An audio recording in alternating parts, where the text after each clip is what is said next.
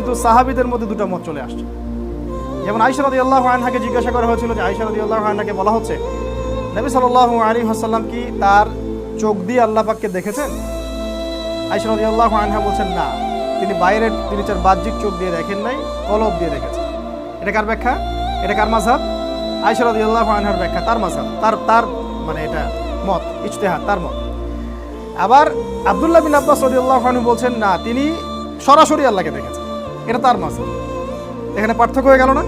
আচ্ছা, তো এখানে আমরা এই জায়গাটাকে, যে জায়গায় ব্যাখ্যা করা নাই ওই জায়গায় ছেড়ে দেব, এটা নিয়ে আমরা বেশি মাথা ঘামাবো না।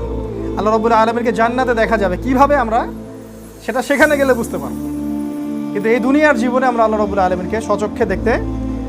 তারপরে আল্লাহ রাব্বুল আলামিন সম্পর্কে আমাদের আকীদা হচ্ছে আল্লাহ রাব্বুল আলামিন চিরস্থায়ী এবং চিরঞ্জীব। আল্লাহ পাক চিরস্থায়ী, যখন কিছু ছিলেন না তখন আল্লাহ পাক ছিলেন, যখন কিছু ছিল না আল্লাহ পাক ছিলেন, যখন কিছু থাকবে না আল্লাহ পাক